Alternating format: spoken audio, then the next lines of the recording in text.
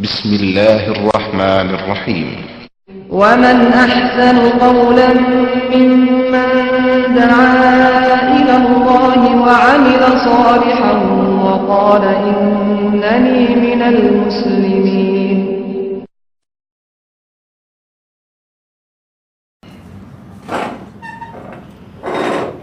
إن الحمد لله نحمده ونستعينه ونستغفره ونعوذ بالله من شرور أنفسنا ومن سيئات أعمالنا من يهده الله فلا مضل له ومن يضلل فلا هادي له وأشهد أن لا إله إلا الله وحده لا شريك له وأشهد أن محمدا عبده ورسوله.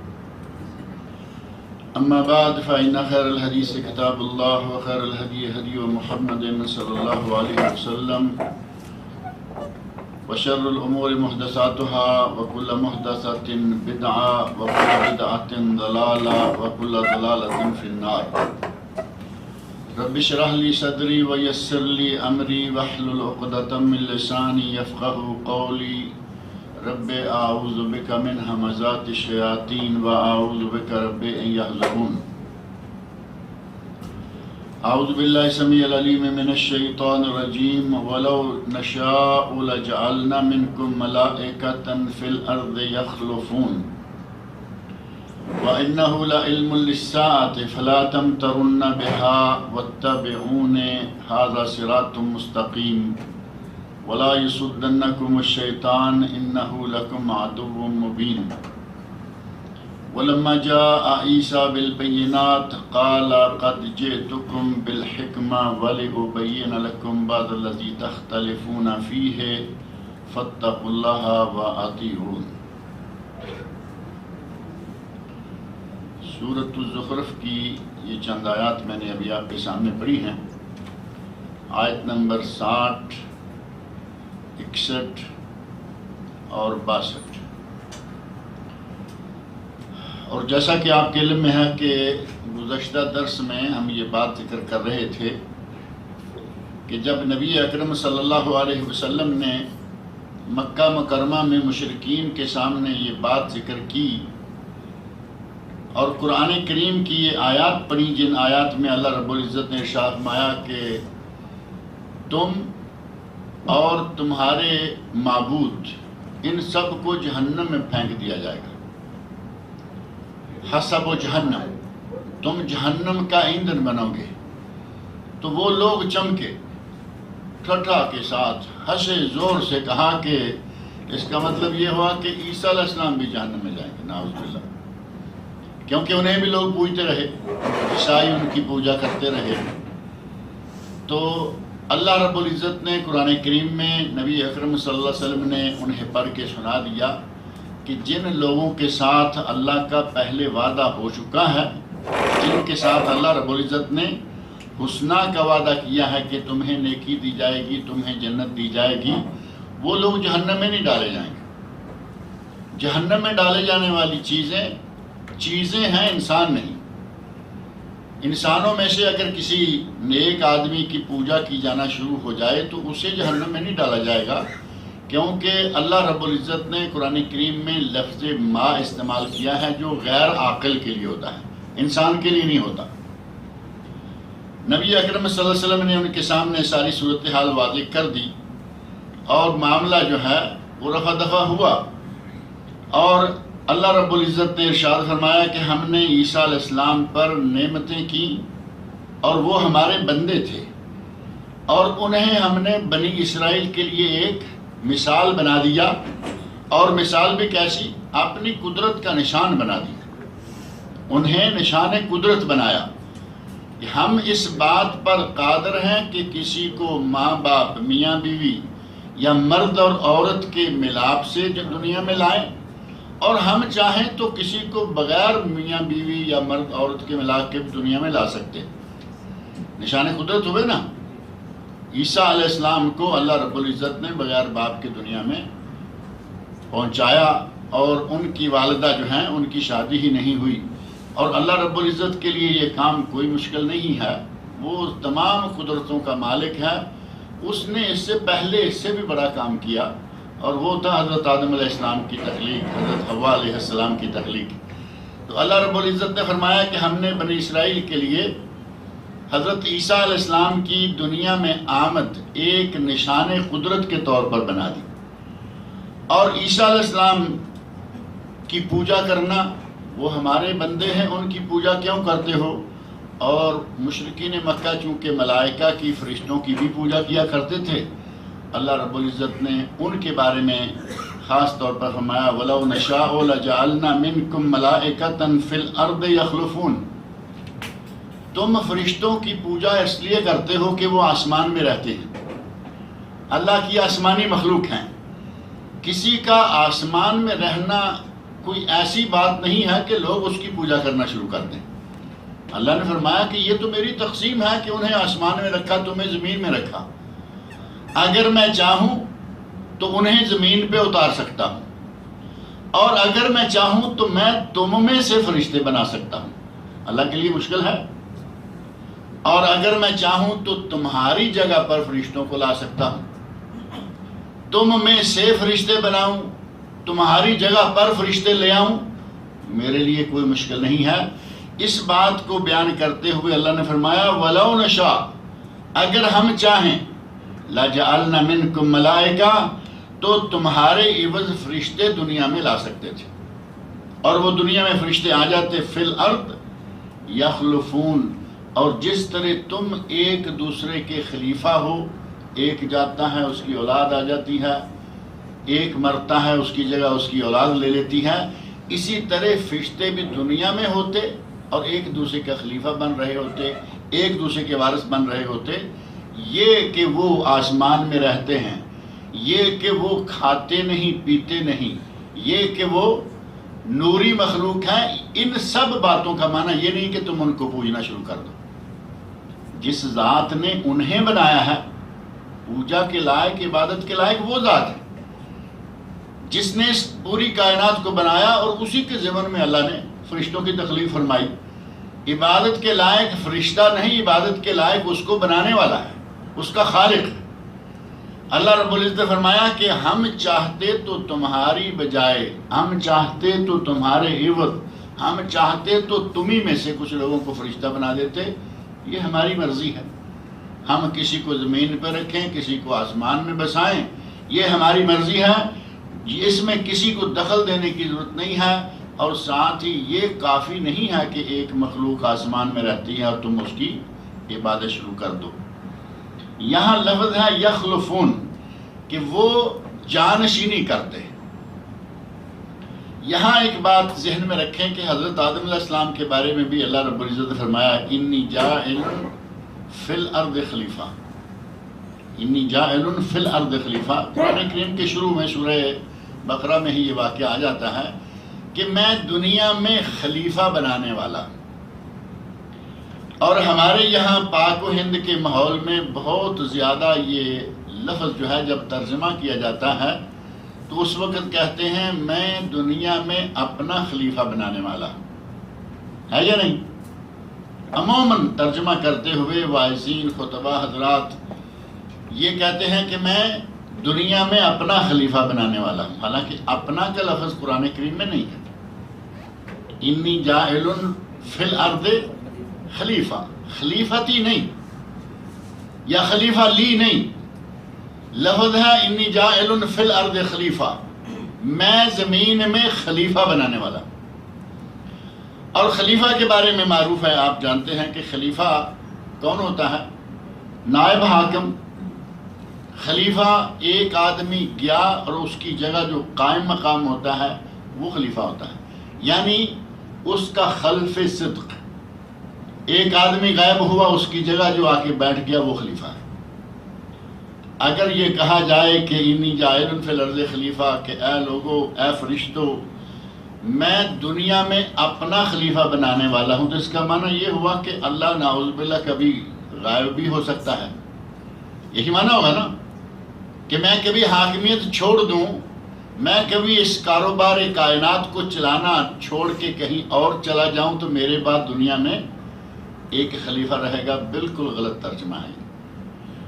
اللہ رب العزت نے میرا خلیفہ نہیں، اپنا خلیفہ نہیں، مطلق خلیفہ، اور وہی کلمہ یہاں آیا ہے کہ میں فرشتوں کو دنیا میں پہنچا دیتا اور وہ ایک دوسرے کے خلیفہ ہوتے. یہاں باری آتی ہے تو سارے ترجمہ کرتے ہیں کہ وہ ایک دوسرے کے جانشین اور خلیفہ ہو جاتے.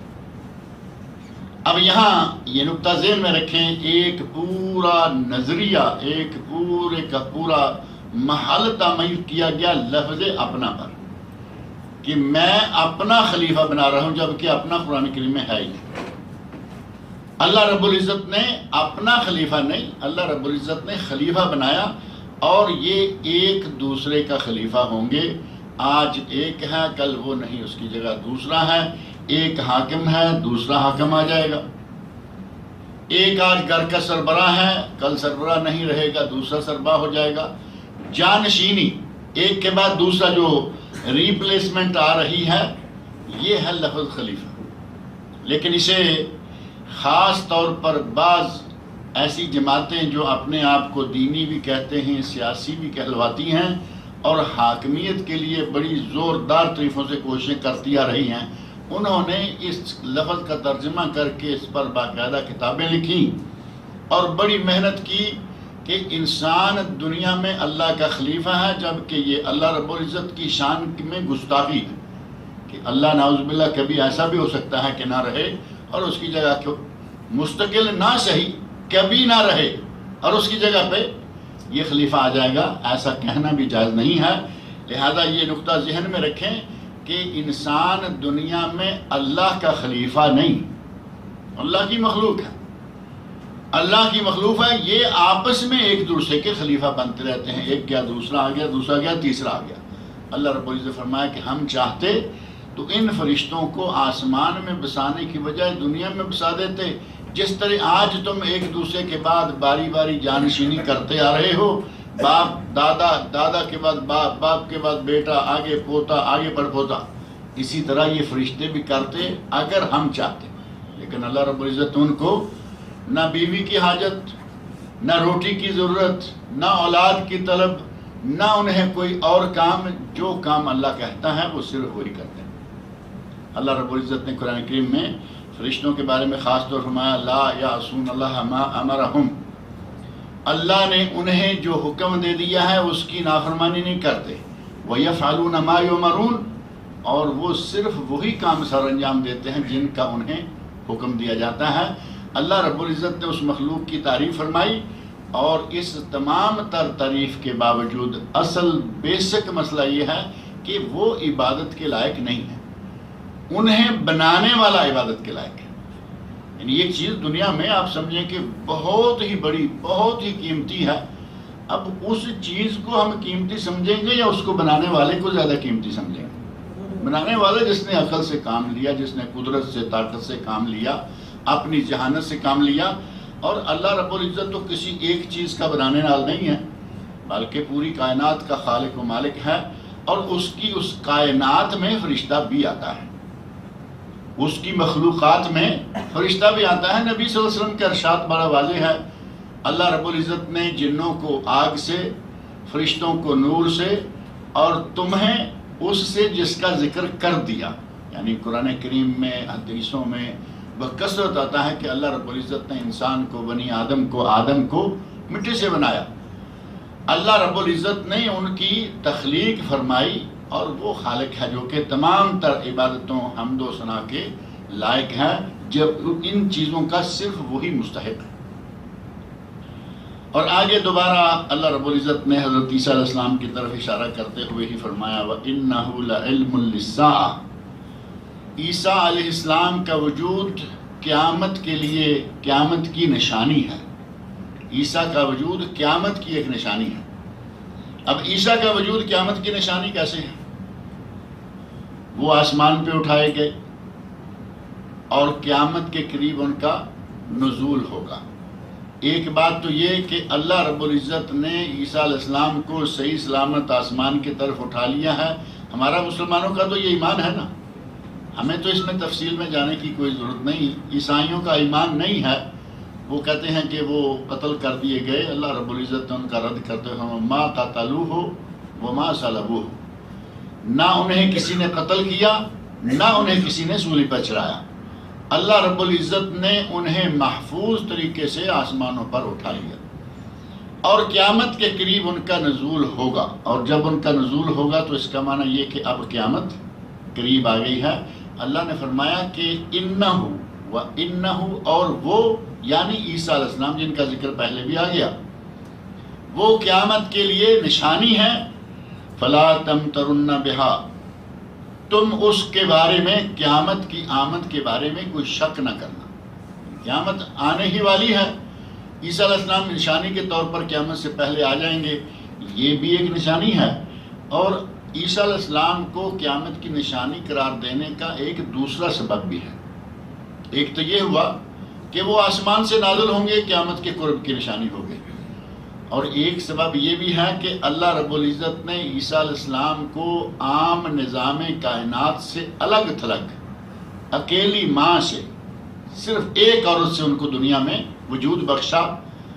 اور جو ذات کسی کو اس طرح دنیا میں لا سکتی ہے کہ باپ نہیں ہے، جو ایک عقل میں آنے والی بات تھی کہ بھئی میاں بیوی ملیں گے، بچہ پیدا ہوگا، اللہ رب العزت وہ ذات ہے کہ جسے اس قسم کے جوڑ توڑ کی بھی کوئی ضرورت نہیں ہے، وہ جب چاہے جیسے چاہے انسان کو دنیا میں لا سکتا ہے۔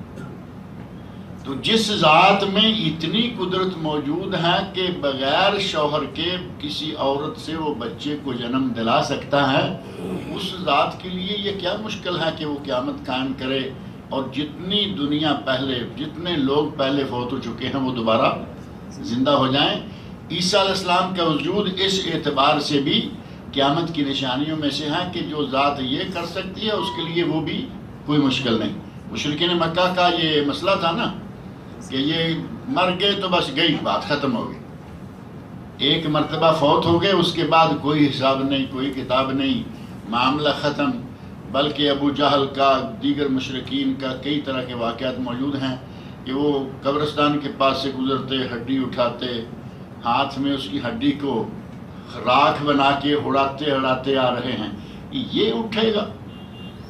اللہ کے نبی کہتے کہ یہ انسان اٹھایا جائے گا، دوبارہ اللہ کے سامنے پیش ہوگا، اس سے سوال جواب ہوں گے، اس سے حساب و کتاب لیا جائے گا۔ اب جو ہڈی کو ایسے مسل رہا ہے، ہڈی تو بظاہر ہمیں تو بڑی سخت نظر آتی ہے، اور پرانی ہڈیاں آپ نے دیکھی ہوں گی، قبرستانوں میں ہڈیاں نکلتی ہیں، ایسے پکڑیں ٹوٹ جاتی ہیں، اور اگر اور پرانی ہو جائے تو اس ٹوٹے ہوئے ٹکڑے کو ایسے کریں تو وہ مسلا جائے گا، جیسے آٹا یا میدا ہوتا ہے، اس طرح آپ اپنے انگلی کے پوروں میں کر سکتے ہیں۔ اب مشرکین کو یہ ہے کہ جو اس طرح ہو چکا اب یہ اٹھایا جائے گا۔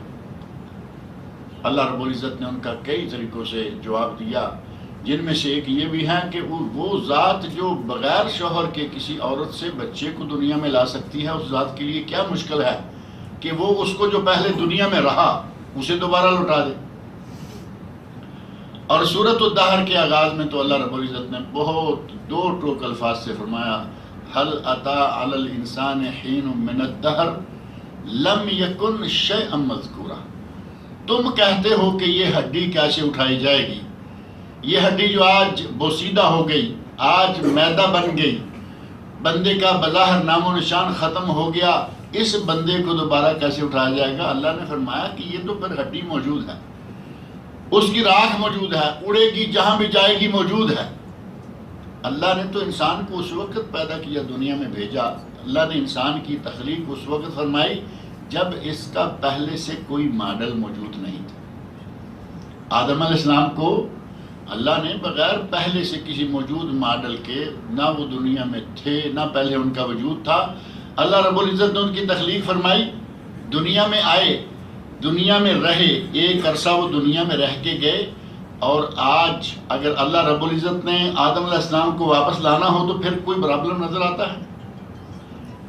ایک انجینئر کو، ایک آرکیٹیکچر کو بلڈنگ بنانے کے لیے وقت لگتا ہے کہ بھائی نقشہ تیار کریں، ایسا نقشہ ہو جو پہلے نہ ہو، نئی بلڈنگ بنائیں گے، نیا سلسلہ شروع کریں گے۔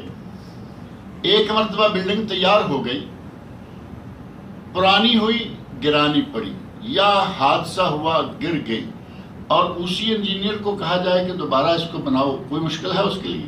کیونکہ وہ تو پہلے تیار کچھ ہے، اسے دماغ میں نقشہ بن چکا ہے۔ اور آدم علیہ السلام سے پہلے دنیا میں انسان نہیں تھا، نہ دنیا میں تھا نہ جنت میں تھا۔ جس ذات نے پہلی مرتبہ آدم کو بنایا اس کے لیے دوبارہ آدم کو بنانا کیا مشکل ہے؟ اللہ نے فرمایا هل أتى على الإنسان حين من الدهر لم يكن شيئا مذكورا، انسان پر کیا وہ وقت نہیں آیا کہ اس کا دنیا میں نام و نشان تک نہیں تھا؟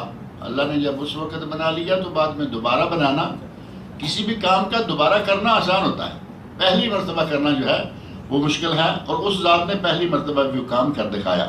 فلا تمترن بہا، قیامت کے بارے میں کوئی شک، کسی کے دل و دماغ میں شک نہیں رہنا چاہیے کہ قیامت کیا آئے گی نہیں آئے گی، اور ان مرے ہوئوں کو کیسے دوبارہ زندہ کیا جا سکتا ہے، یہ مر کے مٹی ہو گئے۔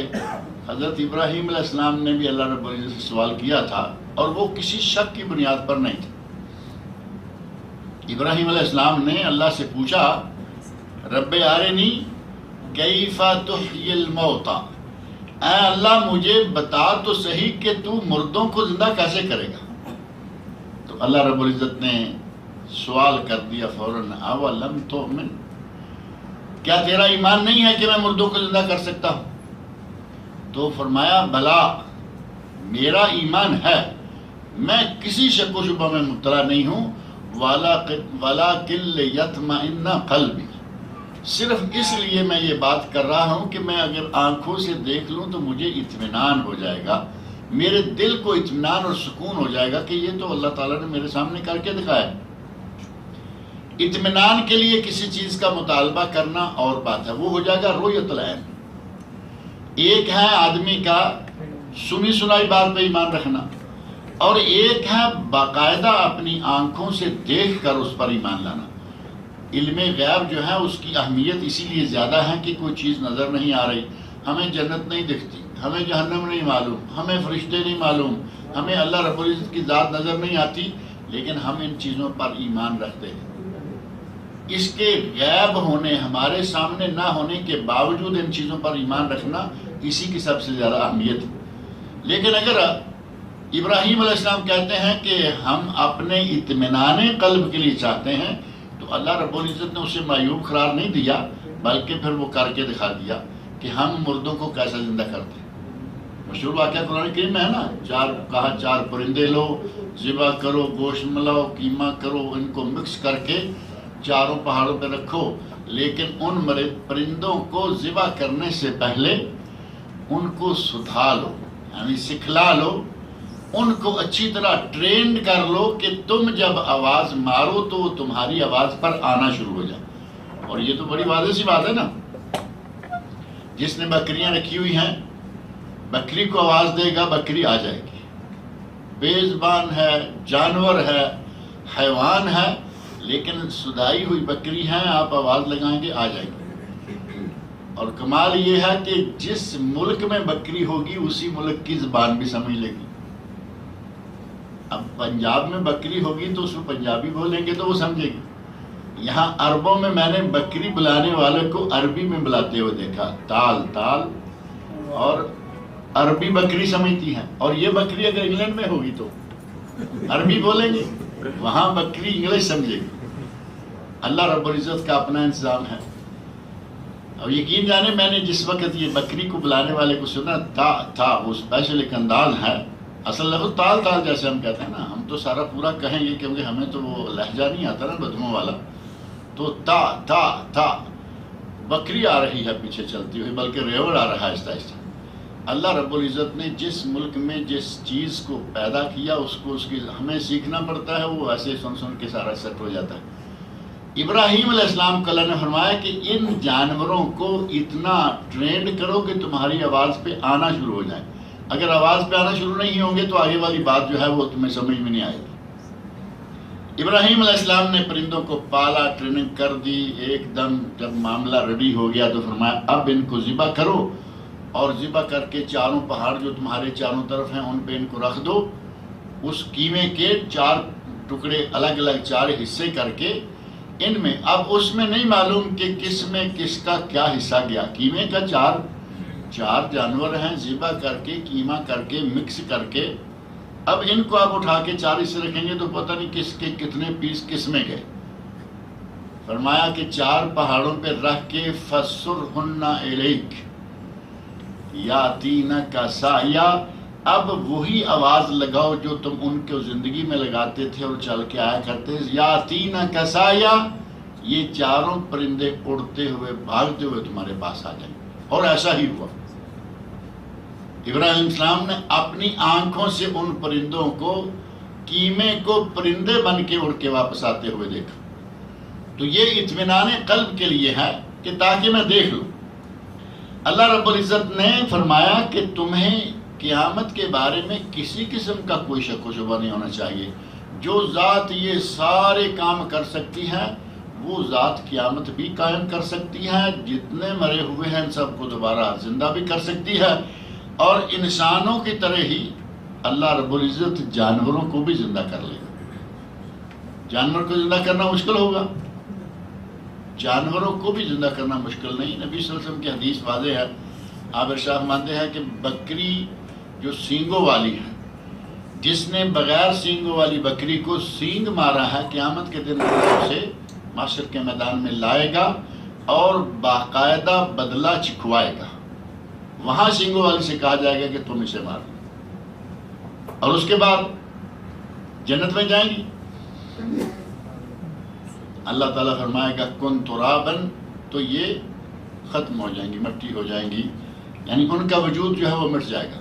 اور یہی وہ جگہ ہے، یہی وہ مقام ہے جس کے بارے میں عام انسان اور خاص طور پر گناہگار جو دیکھ رہا ہے کہ میرے ساتھ شروع میں مرتے ہوئے مجھے فرشتے کیسے لے کے آئے، میرا ویلکم کس طرح کیا گیا، یہیں سے کھاتا کھلنا شروع ہو جاتا ہے. اچھا ہے فرشتوں کا استقبال ہی اسپیشل ہے، اوپر لے کے جا رہے ہیں. برا ہے واپس لٹایا جا رہا ہے. اور فرشتے بھی خوفناک قسم کے اسے نظر آ رہے ہیں. اسے یہ معلوم ہے کہ محشر کے میدان کے بعد آگے میرے ساتھ کیا ہوگا. جب دیکھے گا کہ اللہ رب العزت کے حکم سے ان جانوروں کو خاک مٹی میں تبدیل کیا جا رہا ہے، تو وہاں کہے گا، سورۃ النبا کی آیت ہے، یا لیتنی کنت ترابا، 30ویں سپارے کی پہلی سورت، اس کی آیت ہے کہ کافر کہے گا. اس وقت یہ منظر دیکھ کر کافر کہے گا، یا لیتنی کنت ترابا، کاش کہ جس طرح یہ بکری آج مٹی بنا دی گئی ہے مجھے بھی مٹی بنا دیا جاتا. یعنی آگے کا جو کھاتا کھلنے والا ہے اس سے ڈرتے ہوئے یہ کہہ رہا ہے. دنیا میں کوئی ایسا کہنے والا نظر آئے گا؟ یہاں تو ہماری کلگی، ہمارے سسٹم ہی کچھ اور کے اور رہتے ہیں. غرض اللہ رب العزت نے فرمایا فلا تمترن بہا، تم قیامت کے بارے میں کسی قسم کے شک و شبہ میں مبتلا نہ ہونا. واتبعونی، اور میری پیروی، میری اطاعت، میری اتباع کرتے رہو. ھذا صراط مستقیم، سیدھا راستہ یہ ہے. ھذا صراط مستقیم یعنی اللہ کی اتباع کرنا، اللہ کی بات کو ماننا، سیدھی راہ یہی ہے. اور اگر اللہ کی نہ مانے گا تو سیدھی راہ کیسے رہے گی؟ اللہ کی نہ مانیں گا، اللہ کے رسولوں کی نہ مانیں گا، اللہ کی کتابوں کی نہ مانیں گا، وہ سیدھی راہ پہ ہو ہی نہیں سکتا. اللہ رب العزت نے ہمیں الحمدللہ سیدھی راہ عطا فرمائی ہے. بعض لوگ پریشان کرتے ہیں ہمارے لوگوں کو، آپ کو، ہمیں، اپنی اپنی جگہ بیٹھے ہوئے کہیں گے جعلیات میں مت جاؤ. اب جعلیات تو یہاں تو معروف ہو گیا نا. پاکستان انڈیا میں جعلیات کہیں وہ کہیں گے بھی وہ جعلیات کیا بلا ہے. یہاں تو معلوم ہے اسلامک سینٹر جو ہیں وہ ہمارے پاکستان انڈین لوگوں کے جعلیات سینٹر جیسے یہ ہے. باہر سے کچھ لوگوں کو ٹرینڈ کر کے بھیجا جاتا ہے جعلیات میں مت جانا. وہ جعلیات والے سارے وہابی ہوتے ہیں. میں یہ بات بہت دفعہ کہتا رہتا ہوں کہ وہابی شے کیا ہے. آپ یہاں آتے ہیں، آپ یہی آج ہی سے لے لیجئے، پہلے آگے پیچھے کو چھوڑیں.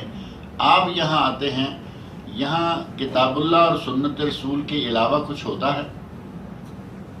یعنی کسی پیر کی طرف میں نے کبھی دعوت دی ہو، میں نے اپنے کسی خاص استاد کی طرف دعوت دی ہو، میں نے کبھی کسی اپنے امام کی طرف دعوت دی ہو، کبھی کسی کی طرف دعوت دی؟ امام معزز و مکرم سارے، پیر سارے معزز و مکرم، لیکن جو پیر ہیں وہ بدبخت لوگ جو انتہائی گندے اور بدماشیاں کرنے والے لوگ ہیں، ان کو تو پیر کہنا ہی اچھا نہیں ہے، وہ آج کل زیادہ ہیں۔ گلی گلی آپ کو ملیں گے ننگے اور گندے، گلی گلی آپ کو ملیں گے بدماش اور انتہائی گھٹیا اخلاق کے مالک لوگ، وہ نہیں کوئی نیک آدمی ہے، اللہ راستے والا ہے۔ اور اگر کہیں کہ ولی، تو ولی سارے کے سارے الحمدللہ نیک، اور ولی ہوتے کون ہیں؟ جو سارے کپڑے اٹھا کے بیٹھ جائے وہ ولی ہوگا۔ ہمارے پاک و ہند میں آج کل وہی زیادہ مزے کر رہے ہیں ولی، کوئی کپڑا نہیں، پیسوں کے ڈھیر، گاڑیاں تک آ کے وہاں رک رہی ہیں۔ اب جس آدمی کے پاس جا رہے ہو اس کو دیکھو، اللہ نے اسے کپڑا تک پہننے کی توفیق نہیں دے رکھی۔ اور ہمارے علاقہ میں ڈسکا میں ایک صاحب تھے، ضلع سیالکوٹ کے تابع ایک شہر ہے، 7 گرلز کالج ہے قریب ہی، اور ایک چوک میں یہ صاحب بیٹھے رہتے تھے بالکل ننگے۔ گاڑی آئی، آ کے رکی، وہاں جا کے اپنے گھٹنے وٹنے پاؤں واؤں ہاتھ لگائے، چومے، کچھ بات کی اور جا رہے ہیں۔ ہمارے مسلمانوں کی حالت بھی کس قدر پتلی ہو چکی ہے۔ اب ان باتوں سے منع کرے، جالیات میں مت جاؤ، کیونکہ وہ کہتے ہیں کہ ایسے گندے اور ننگے پیروں کے پاس نہیں جانا۔ یہ کیا بری بات ہے؟ یہاں کتاب اللہ اور سنت رسول کی بات ہے۔ کتاب اللہ اللہ کی کتاب، اللہ کا کلام ہے، سنت رسول اس کے نبی محمد رسول اللہ صلی اللہ علیہ وسلم کی سنت۔ کبھی کسی شخصیت کی طرف دعوت نہیں، کبھی کسی خاص مسلک کی طرف دعوت نہیں، دعوت کتاب اللہ سنت رسول۔ اب یہ اگر وہابیت ہے تو کیا یہ بری ہے؟ کہیں گے ان کو بخاری کا بخار آیا۔ بخاری کا ذکر ہمارے یہاں آتا رہتا ہے، یہ حدیث بخاری میں ہے، یہ حدیث بخاری میں، کہیں گے بخاری کا بخار آیا ہوا۔ میں نے ایک مرتبہ کہا تھا، لیکن کوئی آدمی اس وقت فوری طور پہ بولا نہیں، کیونکہ بخار سے تو ہر کسی کو ڈر آتا ہے نا۔ میں نے کہا اگر بخاری کی باتیں ماننا، بخاری میں مذکور باتوں پہ عمل کرنا بخار ہے، تو میں نے کہا اللہ رکھے کہ ہمیں یہ بخار چڑھا ہی رہے۔ آپ کے بارے میں آپ کیا کہتے ہیں؟ کوئی خطرہ لگتا ہے اس میں؟ اگر یہ کتاب و سنت پر عمل کرنا بخار ہے تو ہم اس بخار میں مبتلا ہیں۔ اللہ رب العزت سے دعا مانگتے ہیں کہ ہمیں اس بخار میں مبتلا رکھنا، کیونکہ ہم کتاب اللہ سنت رسول سے باہر نہیں جانا چاہتے۔ یہ ہے اصل دین، یہ ہے اصل صراط مستقیم۔ اب اس صراط مستقیم کے پہ کون ہے اور کون نہیں ہے، یہ اندازہ لگانا بڑا آسان ہے، ہمیں کچھ محنت نہیں کرنی پڑتی۔ جو آدمی کتاب اللہ سنت رسول پہ چل رہا ہے وہ صراط مستقیم پہ۔ ہم یہ بھی نہیں کہتے کہ فلاں جماعت ہی صرف یہ کام، جو بھی کرے، بلکہ میں کئی مرتبہ کہتا ہوں کہ آپ کو اپنی جماعت یا اپنے مسلک، اپنا مذہب ذکر کرنے کی کوئی ضرورت نہیں ہے۔ آپ صرف کتاب و سنت پہ چل کے دکھائیے آپ کون ہیں، لوگ آپ کو بتائیں گے، ہے یا نہیں؟ آپ صرف کتاب و سنت پہ عمل کر کے دیکھیے۔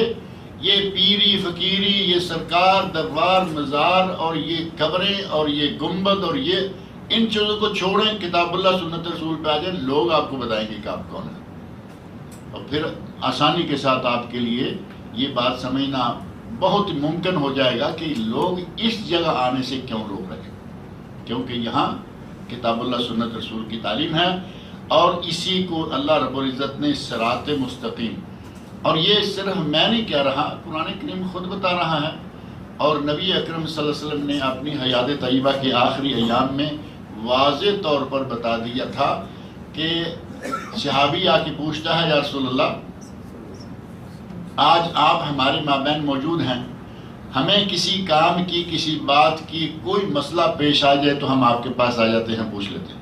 پوچھ لیا، بات ختم ہو گئی۔ آپ نہیں ہوں گے، آپ اندازہ کریں صحابہ کرام کے الفاظ، آپ نہیں ہوں گے تو ہم کس سے پوچھیں گے؟ اور یہ صرف صحابہ، یہ ایک واقعہ نہیں، بوڑھی خاتون ہیں نبی صلی اللہ علیہ وسلم کی خدمت میں حاضر ہوئی، آ کے کہا یا رسول اللہ میرا یہ مسئلہ ہے، مسئلہ ختم ہوا۔ کہتی ہیں کہ دوبارہ میں آؤں، فلم اگر دوبارہ آئیں، نبی سے فرماتے ہیں وَلَمْ تَجِدِينِي، تم دوبارہ آؤ اور مجھے نہ پاؤ. اور یہ آپ نے خود سے نہیں کہہ دیا، بلکہ خاتون سے کہا کہ دوبارہ اگر ضرورت پڑی تو آ جانا. خاتون کہتی ہے کہ میں دوبارہ آؤں اور تمہیں نہ پاؤں. نبی صلی اللہ علیہ وسلم نے کہتی ہے کہ میں آؤں اور آپ موجود نہ ہوئے، آپ کو میں نہ پاؤں، تو پھر کیا کروں؟ صحابہ کرام کے دل و دماغ کے سانچے اتنے صاف ہیں، وہاں کوئی ایسی بات نہیں ہے کہ یہ وہ شخصیت ہے کہ یہ دنیا سے کبھی غائب نہیں ہوگی، اسے کبھی موت نہیں آئے گی. کوئی ایسی بات وہاں نہیں. خاتون ہے بڑی عمر کی، کہہ رہی ہے میں آؤں اور آپ نہ ہوئے تو میں کیا کروں؟ اس کو یقین ہے کہ یہ کبھی بھی مر جائیں گے. نبی کو موت آ سکتی ہے یا نہیں؟ دیکھو ہمارے یہاں کتنا یہ مسئلہ بنا ہوا ہے. بڑے بڑے ڈاکٹر، بڑے بڑے علماء، بڑے بڑے علامہ، بڑے بڑے مفتی پھنسے ہوئے ہیں. چھوٹی سی گرہ ہے، نہیں کھل رہی. گرہ دماغ میں آئی ہوئی ہے، نہیں کھل رہی. آپ مرے نہیں، آپ زندہ ہیں. قرآن کہے اِنَّکَ مَيِّتٌ وَإِنَّهُمْ مَيِّتُونَ، اے میرے نبی تو میت، اور جتنے پہلے انبیاء لوگ ہیں میت ہو گئے. میت کے بعد کون سا لفظ بچتا ہے؟ کوئی بہانہ بنتا ہے؟ ابو بکر صدیق رضی اللہ عنہ نے بھی وہ الفاظ استعمال فرمائے کہ کوئی بہانہ نہ رہے، کیونکہ فوت ہو جائے گا، وفات ہو جائے گی، اس میں چکر تھا کہ اس کے معنی کچھ اور بھی ہیں. میت کا دوسرا کوئی نہیں مانا. اللہ رب العزت نے فرمایا اِنَّکَ مَيِّتٌ وَإِنَّهُمْ مَيِّتُونَ، اور ابو بکر صدیق رضی اللہ تعالیٰ عنہ نے فرمایا من کان یعبد اللہ فإن اللہ حی لا یموت. اللہ کی عبادت کرنے والا یقین رکھے کہ اس کا رب ہمیشہ زندہ ہے، کبھی نہیں مرے گا. ومن کان یعبد محمدا فإن محمدا قد مات. جو آدمی محمد صلی اللہ علیہ وسلم کو رب سمجھتا تھا، ان کی عبادت کرتا تھا، اس کا رب میت ہو گیا، مر گیا. مات اور میت ایک ہی لفظ ہیں، سیغے کا فرق ہے، کوئی دوسرا معنی نکل ہی نہیں سکتا. شعبی کہتا ہے کہ آپ نہ ہوئے تو میں کیا کروں گا، یا آپ نہ ہوں گے تو ہم کیسے عمل کریں گے. آپ نے اس وقت یہ بات فرمائی تھی ترکت فیکم امرین، مشہور کلمات ہیں. اور دوسری روایت میں جو سند کے اعتبار سے مستدرک امام حاکم کی محدثین کرام نے اسے صحیح قرار دیا، ترکت فیکم شیئین، معنی ایک ہے امرین یا شیئین، میں دو چیزیں چھوڑ کے جا رہا ہوں، اگر ان دونوں چیزوں کو پکڑے رکھو گے لن تضلوا، کبھی بھی گمراہ نہیں ہوگے. اور وہ دو چیزیں کیا بتائیں؟ کتاب اللہ و سنت رسول، اللہ کی کتاب اور اس کے رسول کی سنت. اگر ان دو چیزوں پہ چلتے رہیں، یہی صراط مستقیم ہے اور یہی سیدھا راستہ ہے جو باذن اللہ سیدھا جنت میں لے جائے گا. اللہ رب العزت نے فرمایا کہ قیامت کے بارے میں کسی قسم کا شک نہ کرو. واتبعون، میری اتباع کرتے رہو. ھذا صراط مستقیم، یہ ہے سیدھا راستہ. ولا یصدنکم الشیطان، تمہیں شیطان کہیں اس راستے سے روک نہ دے. قیامت آنے والی ہے، کہیں ایسا نہ ہو کہ اس پر ایمان لانے سے تمہیں شیطان روک دے. انہ لکم عدو مبین، کیونکہ وہ تو تمہارا کھلا ہوا دشمن ہے. شیطان کی دشمنی تو میں نے ذکر کیا نا، آدم علیہ السلام کے زمانے سے شروع کر دی، کھلا کے اعلان کر دیا. اس آدم کو، اس کی اولاد کو میں ہر طرف سے آ کے بہکاؤں گا، بھٹکاؤں گا. وہ تو اس دن سے دشمن ہے، دشمنی کرتا آ رہا ہے. ہمیں یہ بات اپنے دل و دماغ پہ بٹھا لینی چاہیے کہ شیطان ہمارا دشمن ہے، اور یہ بات اللہ رب العزت نے ہمیں بتائی ہے کہ وہ تمہارا دشمن ہے.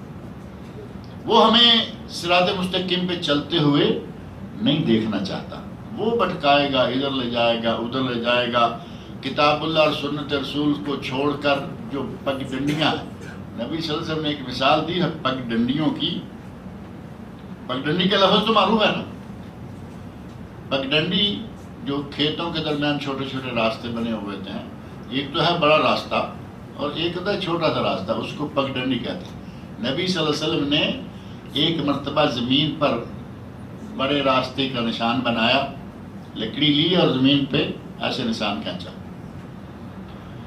اور اس کے بعد دائیں بائیں کچھ اور نشان کھینچے، یعنی چھوٹے بڑا درمیان میں ایک، دائیں بائیں چھوٹے چھوٹے کچھ اور لائنیں لگائیں، خط لگائے، اور درمیان والے پہ اسی لکڑی کو پھیرتے ہوئے فرمایا وَأَنَّ هَذَا صِرَاطِي مُسْتَقِيمًا فَاتَّبِعُوهُ وَلَا تَتَّبِعُوا السُّبُلَ، یہ سائڈوں والے جو چھوٹے چھوٹے پگڈنڈیاں ہیں، راستے ہیں، فرمایا ان پہ مت جانا۔ وَأَنَّ هَذَا صِرَاطِي مُسْتَقِيمًا، اللہ نے قرآن میں جو کہا ہے کہ یہ میرا سیدھا راستہ ہے، صراط مستقیم ہے، وہ یہ ہے، سیدھے چلتے رہو، نہ دائیں نہ بائیں۔ کتاب اللہ اور سنت رسول صراط مستقیم ہے اور اسی پہ چلتے رہنا ہے۔ شیطان چاہے گا کیونکہ وہ ہمارا دشمن ہے، وہ چاہے گا ادھر جاؤ ادھر جاؤ، یہ پیر پکڑو وہ مرید پکڑو، اس مزار پہ جاؤ اس مزار پہ جاؤ، اور وہ ہمارے یہاں بہت ہوتا رہتا ہے۔ ادھر شادی ہوئی 2-4 سال بچہ نہیں ہوا، سارے مزاروں کی خاک چھان لی، کبھی کوئی وہاں بیچتا ہے وہاں جا رہے ہیں، وہاں بیچتا ہے وہاں جا رہے ہیں۔ اللہ رب العزت کی ذات کو چھوڑ کر اگر اللہ کسی کو اولاد نہ دے تو کوئی دے سکتا ہے؟ اگر کسی کو اللہ اولاد نہ دے، کائنات کی کوئی چیز ایسی نہیں ہے کہ جو اللہ کو مجبور کر دے کہ اس کو اولاد دے دے، کیونکہ وہ کسی کے تابع نہیں ہے، وہ کسی سے ڈرتا نہیں، وہ کسی سے دبتا نہیں، وہ مالک و خالق ہے۔ اور نبی صلی اللہ علیہ وسلم نے ہی فرمایا ہے کہ یہ جو دائیں بائیں راستے ہیں، ان راستوں میں سے ہر راستے کے سرے پر شیطان کھڑا ہے، وہ کہتا ہے کہ ادھر آؤ ادھر آؤ ادھر آؤ، تم نے ان راستوں پہ نہیں جانا، یعنی دعوت دینے والے وہاں کے لیے بہت زیادہ ہے، تم نے بس سیدھے راستے پہ جانا ہے، نہ دائیں نہ بائیں۔ اگر یہ رویہ اختیار کریں تو ہماری جان چھوٹ جاتی ہے یا نہیں؟ اب لوگ کہیں گے یہ گستاخ ہیں، یہ پیروں کے گستاخ ہیں، یہ کہیں گے یہ اولیاء کے گستاخ ہیں۔ پہلے اولیاء میں سے تو اسے ثابت کرو، ولی تو پہلے بناؤ۔ جو بیچارہ ننگا بیٹھا ہوا ہے، بدبخت کو کپڑے نصیب نہیں ہیں، اور احمق اور انتہائی بیوقوف قسم کے لوگ اپنی بیویوں کو بیٹیوں کو ساتھ لے کے زیارتیں کروا رہے ہیں، کتنا تعجب آتا ہے ان لوگوں کی عقل پر کہ وہ تو بدبخت ہے ہی۔ اب اچھے بھلے سمجھدار پڑھے لکھے لوگ جا کے لائنیں لگی ہوئی ہیں اور باری باری۔ آج کل آپ نے وہ کلپ دیکھے ہوں گے، آج کل تو بڑا مسئلہ بن گیا ہے، آسان، آپ کو واٹس ایپ پہ کلپ ڈالیں گے وہ آ گیا۔ کئی کلپ ہیں وہ ڈالنے کو جی نہیں چاہتا کہ کوئی کیا سمجھے گا اس کو دیکھ۔ انتہائی گھٹیا قسم کے لوگ بیٹھے ہوئے ہیں اور لوگ ان کو پیر بنا کے بیٹھے ہوئے۔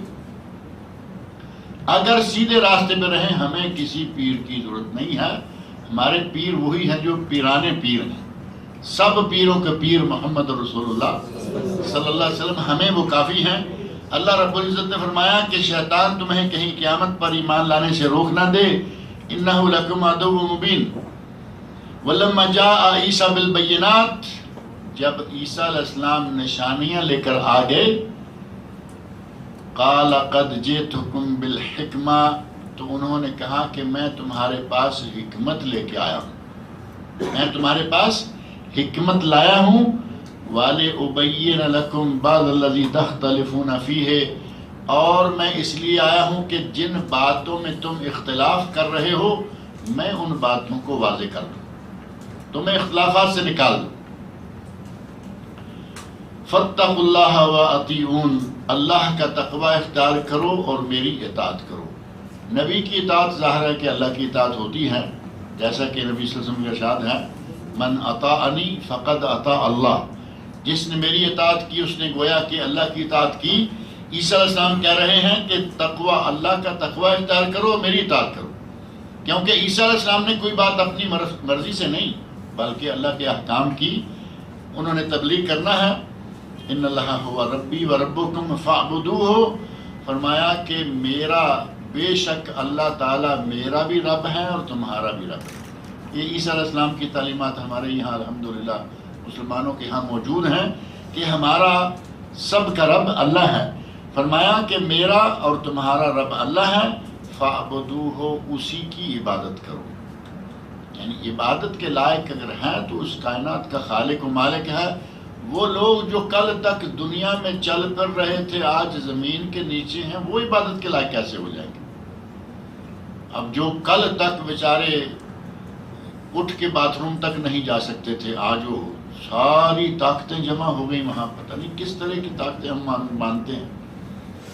پیر صاحب کل بیمار تھے، چارپائی سے حرکت نہیں کر سکتے تھے، ان کے منہ میں نوالے ڈالے جاتے رہے، بعد میں پھر وہ اور ذرائع اختیار کیے گئے اس کو زندہ رکھنے کے لیے، بالآخر مر گئے۔ غسل کسی نے دیا، لوگوں نے کپڑے اتارے، کفن پہنایا، کندھوں پہ اٹھا کے۔ اگر اتنی طاقت تھی تو پیر صاحب چل کے ہی کم از کم اپنی قبر میں چلے جاتے، بھائی ہم نے اب اپنی جگہ بدل لی ہے، ڈیرا بدل لیا۔ ایسا کچھ نہیں ہوا، لوگوں کے کندھوں پہ سوار ہو کر پیر صاحب قبرستان میں گئے، قبر کے نیچے جاتے ہی اتنی طاقتیں آ گئی کہ ساری دنیا کے کام کرنا شروع۔ کل تک اپنا کوئی کام نہیں کر سکتے تھے، اب لوگوں کے کام کرنا شروع ہو۔ اللہ رب العزت نے حضرت عیسیٰ علیہ السلام کی زبان مبارک سے کلمات کہلوائے، جو ہمارا ایمان ہے کہ ہمارا اور تمام کائنات کا رب اللہ تعالیٰ ہے۔ عیسیٰ علیہ السلام کہتے ہیں فَعْبُدُوهُ، اسی رب کی عبادت کرو، ھذا صراط مستقیم، یہ ہے سیدھا راستہ۔ ہمارا وہی بات آئی کہ سیدھا راستہ یہی ہے۔ فاختلف الاحزاب من بینہم، مختلف جماعتوں نے آپس میں اختلاف کیا۔ فویل للذین ظلموا من عذاب یوم علیم، ان کے لیے قیامت کے دن بہت ہی سخت عذاب ہے۔ فویل للذین، تباہی ہے، بربادی ہے ان لوگوں کے لیے، ظلموا، جنہوں نے ظلم کیا، من عذاب یوم علیم، انتہائی دردناک عذاب والے دن، ان کے لیے ہلاکت اور بربادی، ان کو انتہائی دردناک عذاب میں مبتلا کیا جائے گا۔ اور یہ اختلاف والے کون ہیں؟ کنہوں نے اختلاف کیا ہے؟ بنی اسرائیل، معروف ہے۔ پہلی بات یہ کہ بنی اسرائیل نے عیسیٰ علیہ السلام کے بارے میں اختلاف کیا۔ یہودیوں نے عیسیٰ علیہ السلام کی انتہائی گستاخیاں کی، حتیٰ کہ انہیں حرام کا شمار کر دیا، کہا کہ یہ کیونکہ والد نہیں تھے، اللہ رب العزت کی معجزانہ قدرت جو ہے اس پہ ایمان لانے کی بجائے کہا کہ یہ ولد الزنا ہے، یہ زنا کی اولاد ہے۔ اب مریم علیہ السلام کو زنا کی تہمت دی اور عیسیٰ علیہ السلام کو ولد الزنا کی تہمت لگا دی۔ یہ یہودی ہیں۔ ایک طرف انتہا پسندی یہ کہ انہوں نے حد کر دی الزام لگانے کی، اور دوسری بنی اسرائیل میں قوم ہے عیسائی، انہوں نے حد کر دی عیسیٰ علیہ السلام کو اونچا اٹھانے کی۔ ایک طرف والے گرا رہے ہیں الزامات لگا کر، دوسرے والے اٹھا رہے ہیں، حد سے بڑھائے چلے جا رہے ہیں۔ انہوں نے کہا یہ ولد الزنا ہے، انہوں نے کہا نہیں یہ تو الہ ہے، انہوں نے اللہ بنا دیا، رب بنا دیا۔ عیسیٰ علیہ السلام نہ ولد الزنا تھے نہ وہ الہ تھے۔ اللہ رب العزت نے فرمایا میرا بندہ، یہ پچھلی آیت میں اللہ نے فرمایا کہ میں نے ان پر انعام کیا، ان هو الا عبد انعمنا علیہ، وہ تو ہمارا بندہ ہے، ہم نے اس پر انعام کیا۔ وجعلناہم مثلا لبنی اسرائیل، اور بنی اسرائیل کے لیے ہم نے اپنی قدرتوں کی نشانی بنایا اسے۔ انہوں نے اپنی خباثت کے نتیجہ میں اپنے داخلی خبث کا اظہار کرتے ہوئے کہا کہ یہ ولد الزنا ہے، اور مریم نے نعوذ باللہ بدکاری کی ہے جس کے نتیجہ میں یہ بچہ پیدا ہوا ہے۔ اور عیسائیوں نے بالکل معاملہ الٹا اور کہا کہ نہیں یہ تو اللہ۔ ایک اختلاف یہ ہوا بنی اسرائیل کا آپس میں کہ عیسائی کچھ کہہ رہے ہیں، یہودی کچھ کہہ رہے ہیں، اور دوسرا اختلاف ان کا آپس میں ہی یہ ہے عیسائیوں کا ہے۔ عیسائیوں میں ہی کتنے فرقے موجود ہیں۔ کوئی کہہ رہا ہے کہ عیسیٰ علیہ السلام جو ہیں وہ اللہ کے بیٹے ہیں، عیسائیوں میں ایک فرقہ یہ مانتا ہے کہ اللہ کے بیٹے ہیں، ایک فرقہ کہہ رہا ہے کہ نہیں وہ تو خود اللہ ہے، وہ حد سے بڑھ گئے۔ ایک کہتا ہے ابن اللہ، جیسے عزیر علیہ السلام کے بارے میں ان کی قوم نے کہا کہ عزیر اللہ کا بیٹا ہے، عیسائیوں نے کہا کہ عیسیٰ علیہ السلام اللہ کے بیٹے ہیں، کسی نے کہا نہیں یہ تو اللہ ہے، خود اللہ ہے، اور کسی نے کہا کہ نہیں ثالث و ثلاثہ، یہ تین میں سے تیسرا ہے، یعنی تین خدا ہیں، ایک اللہ تعالیٰ، دوسری مریم اور تیسرے عیسیٰ. کہا یہ تین خدا ہیں، یہ تین میں سے تیسرا. عیسائیوں کے یہاں یہ طرح طرح کے مذاہب موجود ہیں جن کا رد کرتے ہوئے اللہ رب العزت نے ارشاد فرمایا فاختلف الاحزاب من بینہم، مختلف جماعتیں، عیسائی یہودی اور پھر عیسائی مختلف جماعتیں آپس میں اختلاف کرنے لگیں. فویل للذین ظلموا من عذاب یوم علیم، ان ظالموں کے لیے قیامت کے دن بہت ہی سخت عذاب ہوگا. اور ان عیسائیوں نے حضرت عیسیٰ علیہ السلام کے بارے میں جو باتیں کہیں ان کی سراسر خلاف حقیقت ان کی باتوں کے ہونے کے سلسلہ میں قرآن کریم میں بہت جگہوں پر ذکر موجود ہے کہ عیسیٰ علیہ السلام نے آ کے ان کے اختلافات، ان میں کچھ ایسی چیزیں آ چکی تھیں جو نہیں ہونی چاہیے تھیں. عیسیٰ علیہ السلام نے آ کے ان معاملات کو حل کیا اور ان کے جو باہمی اختلافات تھے، یہ کہہ رہے ہیں وہ کر رہے ہیں، عیسیٰ علیہ السلام نے اللہ کی تعلیمات کے ذریعے ان لوگوں کا رد کیا. یہ سورۃ المائدہ ہے، آیت نمبر 73.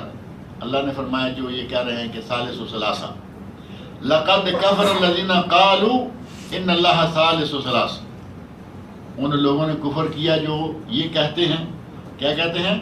ان اللہ ثالث ثلاثہ، اللہ تین میں سے تیسرا ہے. ایک تو وہ ہو گیا، وہ دو باقی رہ گئے، عیسیٰ علیہ السلام اور ان کی ماں حضرت مریم علیہ السلام. وما من الہ الا الہ واحد، اللہ نے فرمایا کہ سوائے ایک الہ کے دوسرا کوئی الہ نہیں. یہی معنی ہے نا لا الہ الا اللہ کا، اللہ کے سوا کوئی معبود برحق نہیں. اللہ نے فرمایا وما من الہ الا الہ واحد، اللہ کے سوا کوئی اور الہ نہیں ہے. الہ ہے تو صرف اللہ ہے.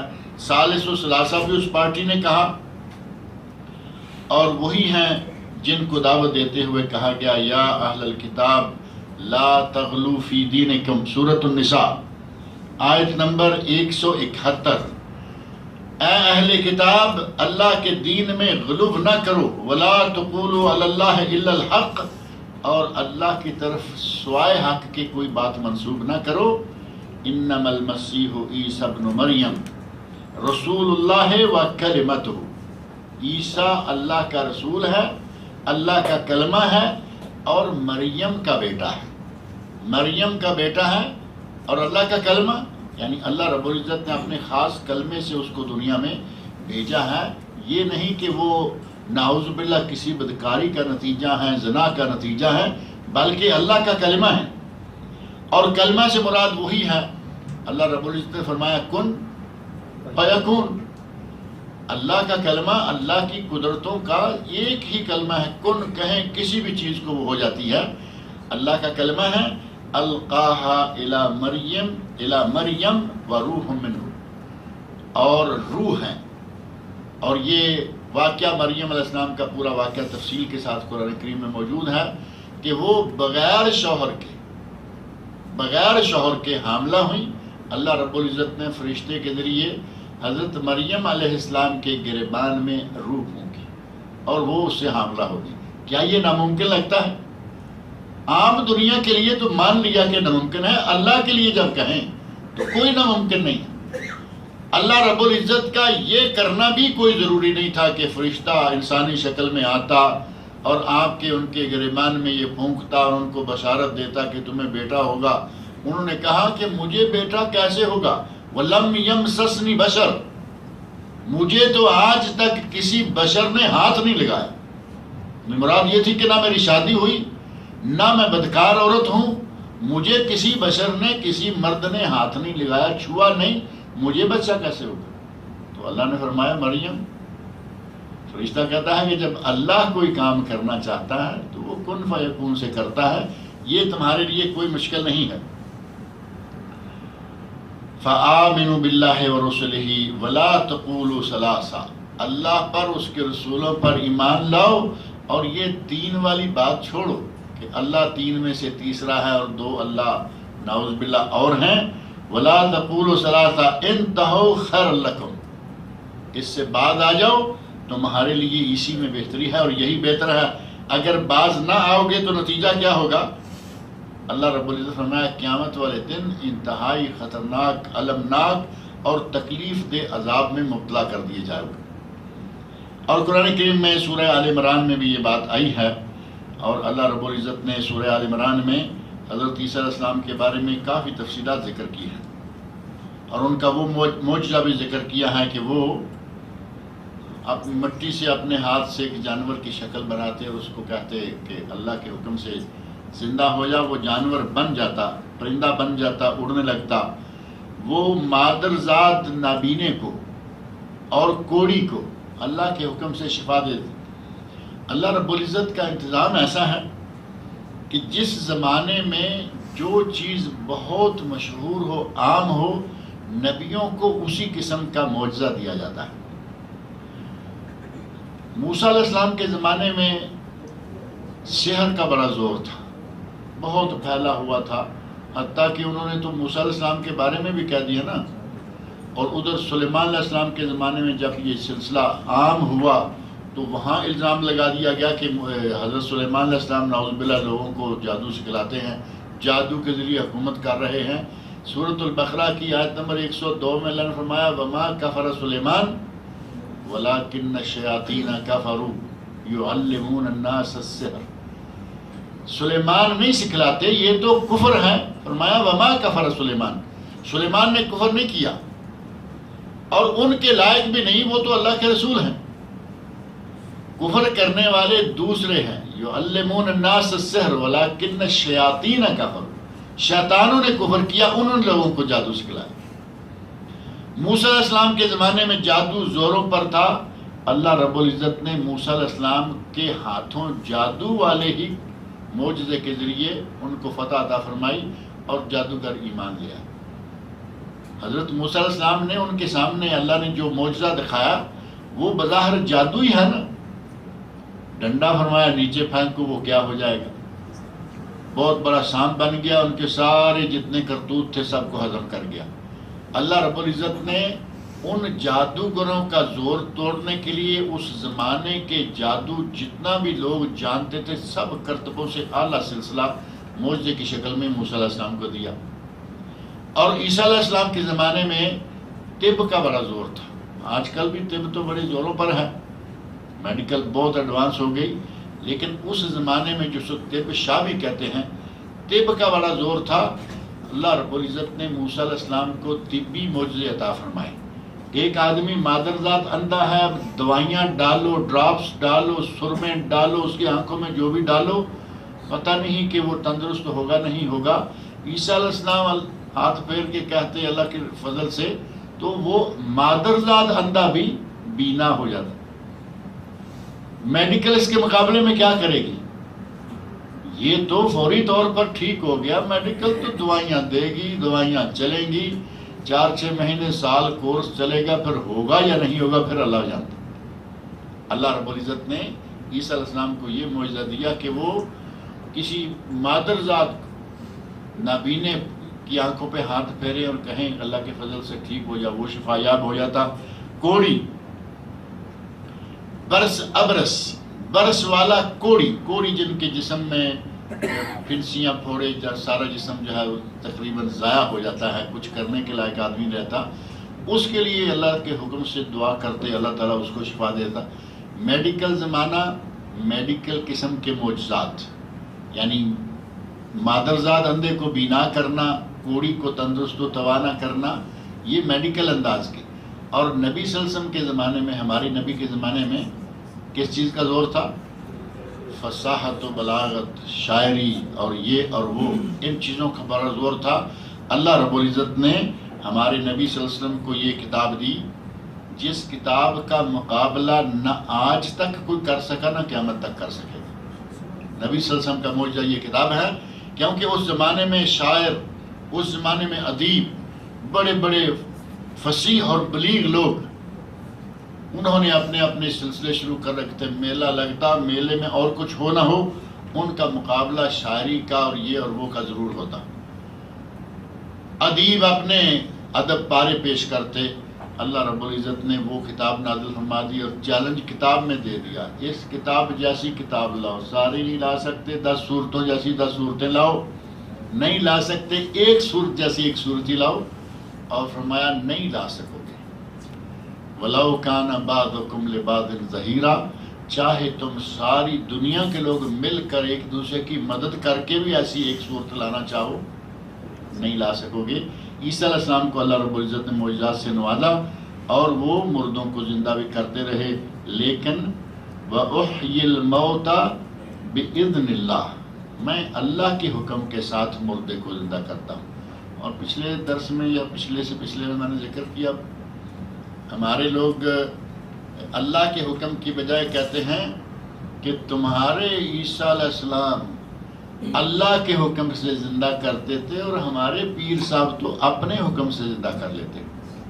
واقعہ میں نے ذکر کیا تھا غالباً مسجد علی بن ابی طالب کے آخری درس میں، کہتے ہیں کہ مسلمان کا اور اسی طرح کے کسی عیسائی کا، مسلمان اس قسم کا تھا، اب یہ ذہن میں رکھیں مسلمان عام نہیں، مسلمان وہ تھا جو سمجھتے ہیں کہ ہمارے پیر سب کچھ کر سکتے ہیں، اور پیر لوگ ہیں وہ خود تو شاید کچھ کہہ کے نہیں گئے، لوگوں نے ان کے ساتھ اتنا کچھ جوڑ رکھا ہے، تعجب آتا ہے۔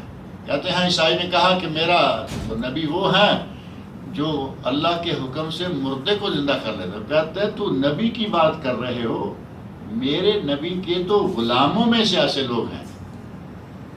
اب واقعہ بیان کر دیا، کہا کہ شیخ عبدالقادر جیلانی ان کے ساتھ یہ معاملہ پیش آیا، کہا کہ آج مرغی کھائی ہے کسی نے؟ ہاں کھائی ہے۔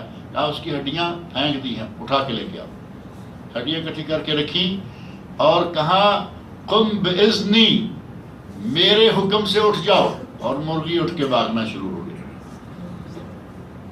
ہمارے یہاں اس طرح کی طب آ گئی ہے اور اس طرح کے لوگ آگے ہیں۔ اللہ رب العزت مجھے اور آپ سب لوگوں کو قرآن کریم پڑھنے، سننے، سمجھنے اور اس کے احکام پر عمل کرنے کی توفیق عطا فرمائے۔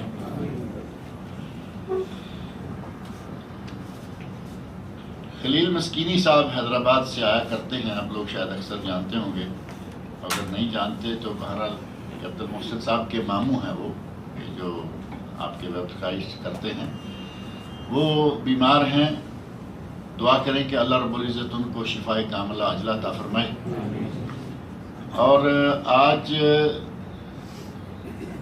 3 لوگوں کا پتہ چلا کہ وہ فوت ہو گئے ہیں۔ یہاں ایک بلّہ کر کے مشہور تھے خبر میں، اور ایک انور بھائی، یہ 2 آدمی خبر میں فوت ہوئے ہیں، اور تیسرا صبح ٹیلی فون سے بتایا کسی نے ہمیں جیزان سے کہ ان کی والدہ فوت ہوئی ہیں۔ دعا کریں کہ اللہ رب العزت ان تینوں کی مغفرت فرمائے، ان کی بشری کوتاہیوں کو اللہ تعالیٰ معاف کرے، اللہ تعالیٰ ان کو جنت الفردوس میں اعلیٰ مقام عطا فرمائے، اور ان کے جو پسماندگان ہیں، وارث ہیں، ان کو اللہ رب العزت صبر و ہمت عطا فرمائے۔ اب کسی نے سوال کیا ہے کہ کہتے ہیں کہ ہمارے علم میں اس کا مطلب نہیں، پیر کا کیا معنی ہے؟ پیر اصل میں فارسی زبان کا لفظ ہے، اور پیر کا معنی ہوتا ہے بوڑھا، بڑی عمر کا آدمی جو ہے نا۔ پیرانہ سالی ایک جملہ اردو میں بہت استعمال ہوتا ہے، پیرانہ سالی میں آ کر، یعنی بڑھاپے کی عمر میں آ کے آدمی یہ کرتا ہے وہ کرتا ہے۔ اصل میں لفظ تھا بڑا، عمر میں بڑا۔ ہم نے عمر میں بڑا نہیں، ہم نے وہ چاہے چھوٹا ہو یا کچھ بھی ہو، جب جس کو بڑا مان لیا وہ پیر ہو گیا۔ فارسی میں بڑی عمر کے بوڑھے کو پیر کہتے ہیں۔ اور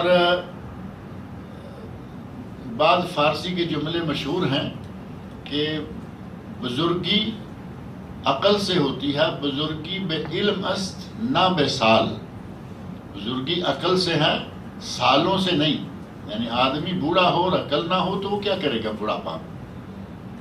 فارسی میں تو پیر چاہیے تھا کہ یہ بھی مانا جاتا، لیکن مراد یہ ہوتی ہے کہ جس آدمی کو ہم بڑا قرار دے دیں اس کو پیر کہتے ہیں، ورنہ اصل فارسی میں یہ مفہوم نہیں ہے۔ بڑی عمر کے بوڑھے کو فارسی میں پیر کہا جاتا ہے۔ اور ہمارے پیر وہ ہوتے ہیں جو میں نے تعارف کروایا ہے تھوڑا سا، کہ جو ننگا بیٹھ جائے وہ پیر ہے۔ بلکہ مولانا معراج ربانی صاحب کہا کرتے ہیں جتنا زیادہ ننگا اتنا بڑا پیر۔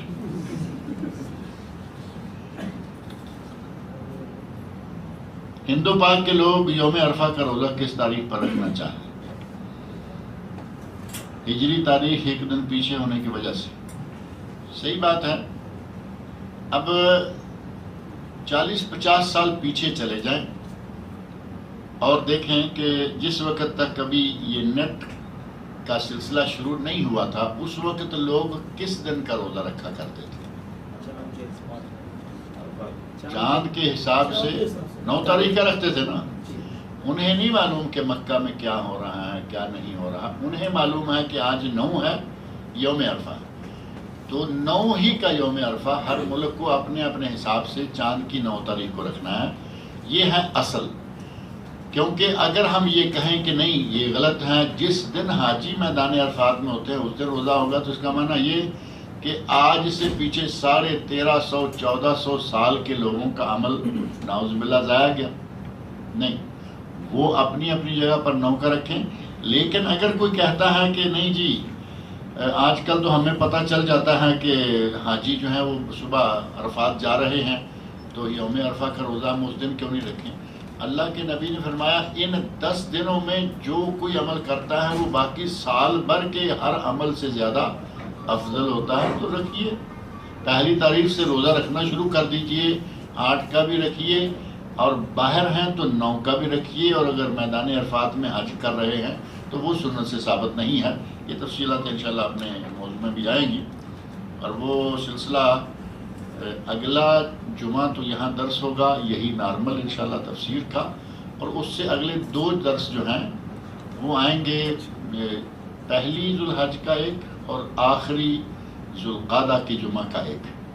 یہ 2 درس جو ہیں انشاءاللہ مسائل و احکام عمرہ اور حج حجاج کرام کے لیے مخصوص ہوتے ہیں، وہ انشاءاللہ تعالی رکھیں گے. اپنے دوست صاحب کو اطلاع کر دیں، باقاعدہ اعلان بھی انشاءاللہ تعالی دیں.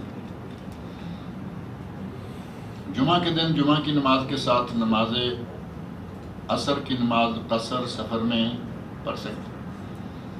جمعہ ہو یا کوئی دوسرا دن ہو، ظہر اور عصر یا جمعہ اور عصر، کیا ان میں کوئی فرق نظر آتا ہے؟ سفر ایک سبب ہے جمع کرنے کا اور قصر کرنے کا. وہ جمعہ کے دن بھی وہی ہے اور جمعرات ہفتہ اتوار وہ بھی وہی ہے.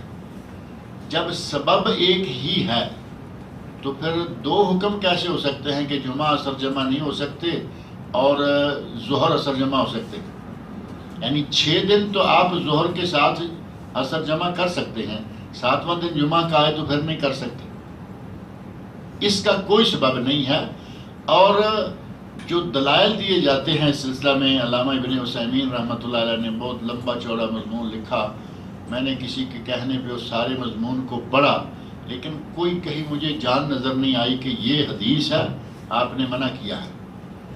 گما پھرا کے ساری عمر میں یہ کہتے ہیں جی آپ نے جمع نہیں کیا جمعے کے ساتھ عصر کو. آپ کا پہلے ثابت کریں کہ جمعے دن آپ سفر میں تھے اور آپ نے عصر کو جمع نہیں کیا. وہ ثابت کریں اور پھر یہ بتائیں کہ آپ نے جمعہ الگ پڑھا اور عصر الگ پڑھی تو ٹھیک ہے. ایسا کہیں نظر نہیں آئے گا. لہذا بجائے اس کے کہ آپ حرم میں جمعہ پڑھیں اور راستے میں آ کے کسی گندے سے پیٹرول پمپ پہ آ کے 2 رکعت عصر کی پڑھیں، اس سے اچھا ہے حرم کے اندر 2 رکعت عصر کی پڑھ کے آئیں. میں پڑھ کے آیا کرتا ہوں الحمدللہ. مسلمان کے لیے قرآن میں کتنے احکام ہیں اور کون کون سے ہیں؟ بتاؤ. طاہر صاحب نے چھوٹا سا سوال لکھا ہے کہ مسلمان کے لیے قرآن کریم میں کتنے احکام ہیں. سارا قرآن ہی تو احکام ہے. قرآن کریم میں احکام کی فہرست جو ہے وہ بڑی لمبی چوڑی ہے. اور ہمارے خبر میں ایک خاتون نے ایک کتاب لکھی تھی جسے میں نے ایڈٹ کیا ہے اور چھاپی ہے، احکام قرآن کے نام سے وہ چھپ چکی ہے. موٹی جلد ہے، پاکستان سے بھی چھپی ہیں اور انڈیا سے بھی چھپی ہے، دونوں ملکوں سے چھپی ہیں. تفصیل کے لیے وہ کتاب لیجیے تاکہ سارے احکام آپ کے سامنے آئیں. وہ تو موٹی کتاب ہے. اور ایک کتاب انشاءاللہ 2 جلدوں میں چھپنے والی ہے، احکام قرآن، جو ہم نے 10 سال درس میں مکمل کی. 10 سال کے دوران الحمدللہ ایئر بیس پر درسی شکل میں مکمل کی ہے. وہ بھی اللہ نے چاہا تو انشاءاللہ کتابی شکل میں لائیں گے. حکمت کیا ہے کسی ایک مثال کے ذریعے سمجھائیں. حکمت، دانائی. اب کسی ایک مثال نہیں، جہاں بھی حکمت ہوگی، جہاں بھی دانائی ہوگی، کوئی ایک کون سی مثال ہے؟ آپ کو میں کہتا ہوں کہ بائیں ہاتھ سے پانی پینا یا کھانا کھانا یہ شیطانی فعل ہے، ٹھیک ہے نا.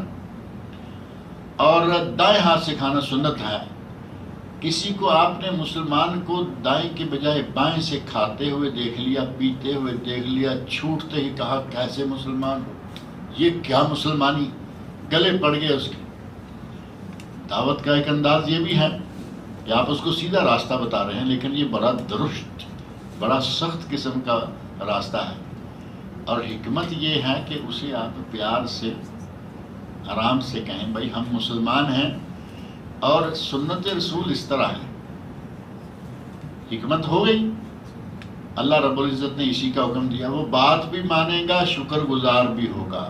پہلے والا بات بھی نہیں مانے گا اور گالیاں بھی دے گا، بلکہ ہو سکتا ہے کہ وہ آگے سے زیادہ گلے پڑ جائے کہ تم بڑے مسلمان بنے پھرتے ہو، راستہ ناپو. حکمت، دانائی، اچھے طریقے سے کسی بات کو کرنا. اکثر ہمارے پاس حکمت کے نام پر بدعات کرتے ہیں. اب یہ جو میں نے طریقہ بتایا ہے یہ تو حکمت کی ایک شکل ہے، اس میں بدعت کیسے داخل کرے؟ وہ ہمارے یہاں ویسے ہی بدعات کا شور رہتا ہے، بدعات داخل کرنے کے چکر میں رہتے ہیں. حکمت کے نام سے نہیں، ہمارے یہاں تو دین کے نام سے بدعات سے بھرے ہوئے ہیں. دین کہہ کہہ کے بدعات کا انہوں نے پلندے اکٹھے کر رکھے ہیں.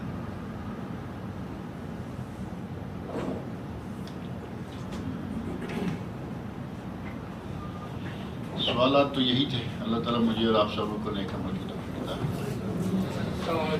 وعلیکم السلام.